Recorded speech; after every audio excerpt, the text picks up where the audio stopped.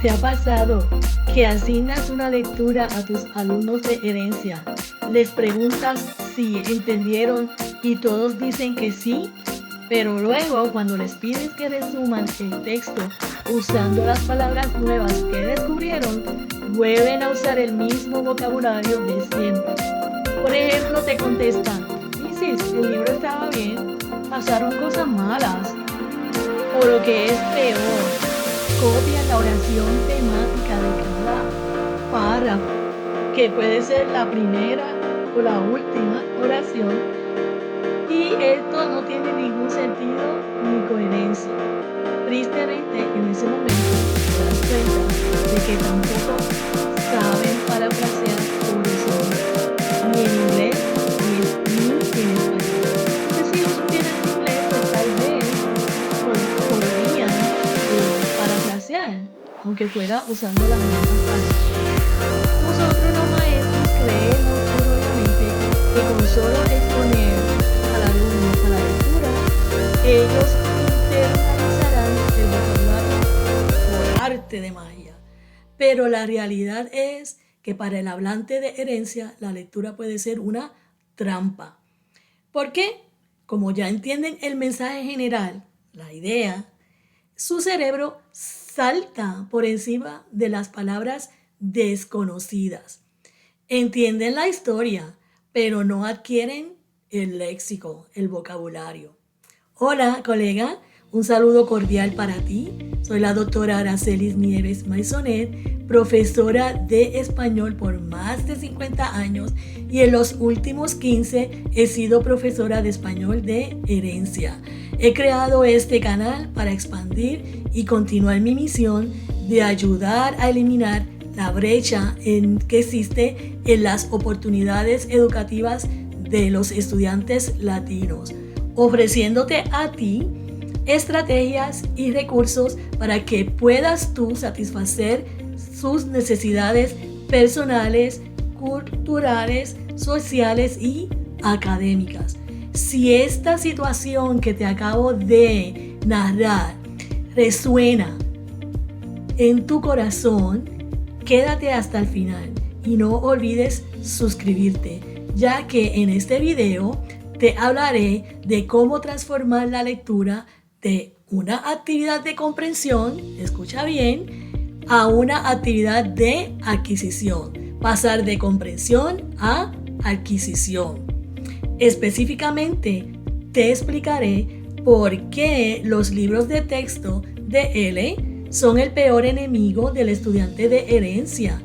También te demostraré cómo modelar a tus estudiantes la estrategia conocida como inferencia por contexto y, más importante aún, por qué el diccionario virtual o Google es a veces el último recurso que deberías usar.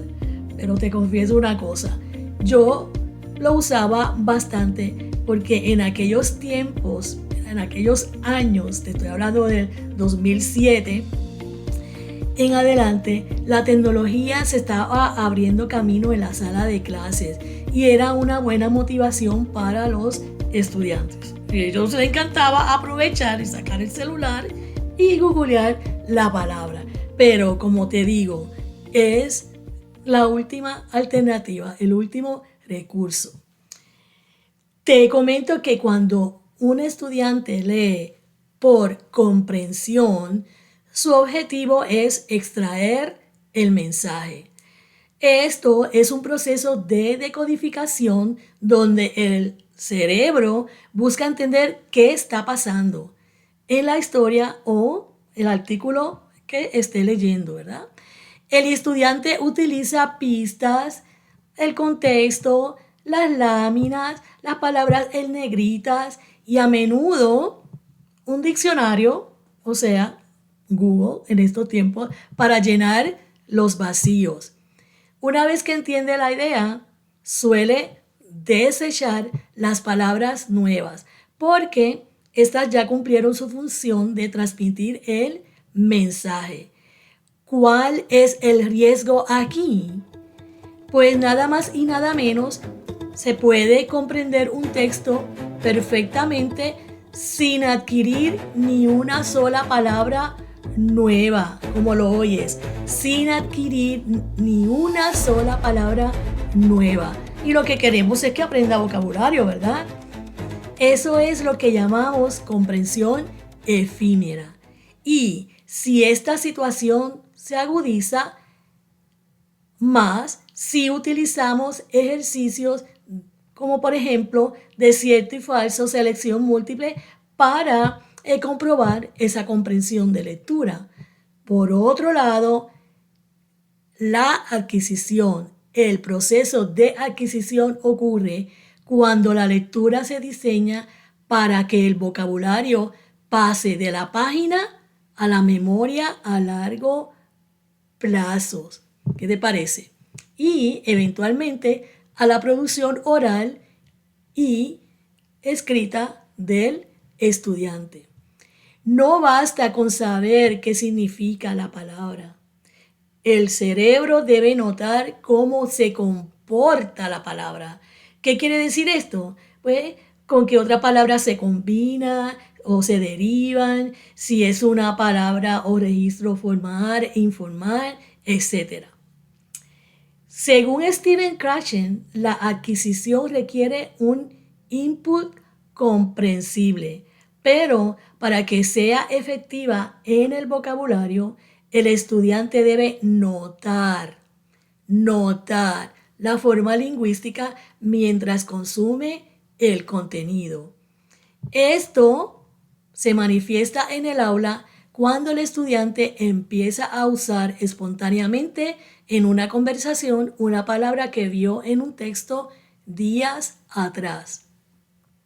Como profesor de español como segundo idioma, ya sabes que el vocabulario en esta clase se enseña de forma lineal y acumulativa. ¿Qué quiere decir esto? Se presentan palabras de alta frecuencia primero. La lectura entonces suele estar adaptada. No es literatura auténtica.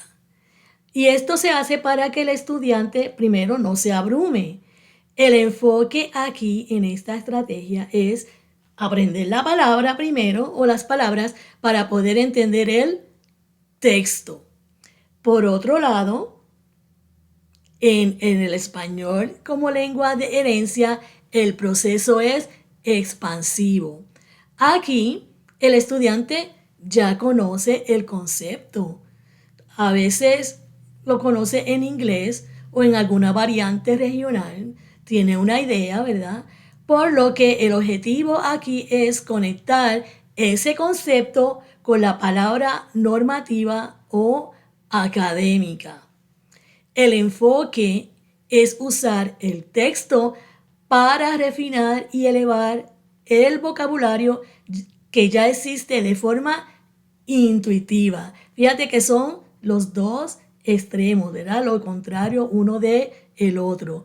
Por lo tanto, en la clase de español de herencia, la exposición a textos que resulten culturalmente relevantes es la forma más natural de adquirir vocabulario de manera incidental. Repito, la exposición a textos que resulten culturalmente relevantes es la forma más natural de adquirir vocabulario de manera incidental. Veamos cómo funciona esta estrategia. Aquí permitimos que el estudiante elija textos que conecten con su identidad, por lo tanto, con sus intereses. En las 4 unidades de cada nivel del programa que diseñé, los estudiantes tienen esta oportunidad.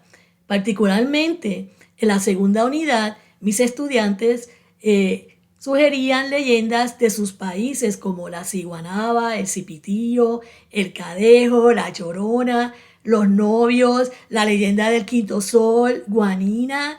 Y obviamente estas leyendas, pues ellos la habían escuchado tal vez de su padre o de sus abuelitos, ¿verdad? En forma oral, en el vocabulario familiar, pero muchos de ellos nunca la habían leído. Así que, por lo tanto, la clave es que el texto que se elija, que se escoja, esté en un nivel ligeramente superior al nivel actual de vocabulario, ¿verdad? Del léxico que tienen los estudiantes. Y obviamente, si es literatura original y auténtica, lo más probable es que sea así. Y te preguntarás, ¿qué texto auténtico puedo utilizar? Pues mira, literatura real, artículos de opinión como de diarios como El País o La Opinión, o incluso ensayos de autores latinos en Estados Unidos. Eso pueden identificarse con muchos de ellos, ¿verdad? Que obviamente son escritores y escriben en un español académico. ¿Qué pasa? Si el texto es demasiado fácil, no hay notación de vocabulario nuevo. Y si es demasiado difícil, habrá frustración. El punto clave, el punto dulce, el punto medio es donde los estudiantes entienden el 90% de lo que están leyendo y ese 10% restante es el vocabulario que vamos a cultivar, a cultivar. ¿Por qué esta estrategia es efectiva? Porque el vocabulario se adquiere por repetición natural en contextos significativos. Al estar motivados los estudiantes por el contenido, ellos procesan el lenguaje de forma más profunda, facilitando que el vocabulario pase de su léxico pasivo, esto quiere decir de entenderlo, al léxico activo, a usarlo. Por favor, colegas, vamos a buscar textos donde el vocabulario sea relevante para nuestros estudiantes. Si leen sobre la identidad bicultural o transcultural, palabras como asimilación, herencia, pertenencia, que tal vez serán nuevas palabras para ellos, cobran un peso emocional, un peso emocional. No son solo palabras en una lista, son palabras que explican su propia vida. Palabras que explican su propia vida. Ese es el combustible para que el vocabulario se quede grabado, para que lo internalicen y para que comiencen a usarlo. Si tú le das a un estudiante de herencia un texto de un libro de español como segundo idioma, vamos a decir un nivel A2, lo estás insultando, ofendiendo intelectualmente. ¿Por qué? Porque estos textos están diseñados para personas que no saben prácticamente, ¿verdad?, nada de español. Y tu alumno de herencia pues ya tiene una base, ¿verdad? Eso es obvio, eso es lógico. Es más, no tengo ni que decírtelo, ¿verdad? El alumno de herencia necesita textos auténticos. Ok, hasta ahí mucha teoría, ¿verdad? Vamos a aplicar esa teoría con un ejercicio. Imagina que están leyendo un cuento y en este cuento aparece esta frase. A pesar de su reticencia, terminó aceptando la propuesta. Tú, como profesora, no vas a saltar y decir, ok, estudiantes, la palabra reticencia significa duda. No, error. Tú vas a modelar tu pensamiento en voz alta. Entonces vas a decir, miren, estudiantes, esta palabra reticencia, no sé lo que significa, pero fíjense en lo que dice antes. Dice la frase a pesar de. Eso me dice a mí que hay una contradicción. Si al final el personaje aceptó la propuesta, ¿cómo tú crees que se sentía antes? Probablemente no estaba muy seguro, ¿verdad? Estaba dudoso, estaba reticente. ¿Cómo esa palabra suena más formal que decir no quería, ¿verdad? ¿Lo notaron? ¿Qué pasa? ¿Qué hiciste aquí? En lugar de darles una lista de vocabulario antes de leer, pídeles que ellos sean los detectives. Diles que busquen 3 palabras que entiendan por el contexto, pero que nunca usarían hablando con sus amigos. Y esto vendría siendo una segunda estrategia, ¿verdad? Esto cambia el chip. Ya no están leyendo. Para pasar un examen de comprensión, están leyendo para robarle palabras al autor. Cuando el alumno elige la palabra, el proceso de adquisición es mucho más profundo porque hubo autonomía. Autonomía. Aparte de que eso es, ¿verdad?, algo que ellos necesitaban. Tú no se lo estás dando. Normalmente lo que pasa según las preguntas y los comentarios que me hacen mis compañeros en las conferencias que doy es que ellos dicen, doctora Nieves, les di una lista de palabras porque yo pensaba que no la conocía y resulta que la mayoría de ellas la conocían, ¿verdad? Y eso pues es un error común que hacemos. Por eso yo digo que esta estrategia de ponerlos a ellos a actuar como detectives y que ellos sean los que busquen esas palabras es más relevante para ellos. También, ¿verdad?, dejen de pedirles a los estudiantes que busquen la definición en el diccionario o que la googleen y la escriban, ¿verdad? Eso es un copy and paste mental y no sirve de nada, ¿verdad? La mayoría de las veces no sirve de nada. Tal vez serviría si los estudiantes son adultos, ¿verdad?, porque ya uno tiene vamos a decir, pues madurez para tratar de utilizarlas. En su lugar, usen esta otra estrategia, el diario de palabras poderosas. Cuando los estudiantes encuentren una palabra en la lectura, pídeles que escriban la frase original del libro, una situación de su vida donde esa palabra pueda encajar, que la puedan utilizar, y un sinónimo que ellos usarían en casa. Al final de la lectura, entonces les vas a pedir que compartan su palabra favorita en voz alta, la que más le gustó. Si un alumno dice, vamos a decir Cristian, maestra, mi palabra es vulnerable, porque el personaje se siente así cuando habla con su papá. Ese alumno, Cristian, acaba de formalizar un sentimiento, acaba de adquirir una herramienta para su inteligencia emocional en español.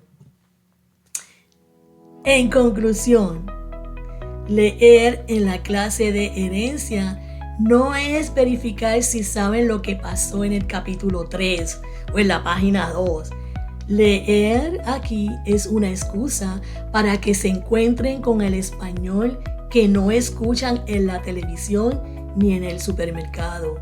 Es una inmersión en el registro culto de forma natural.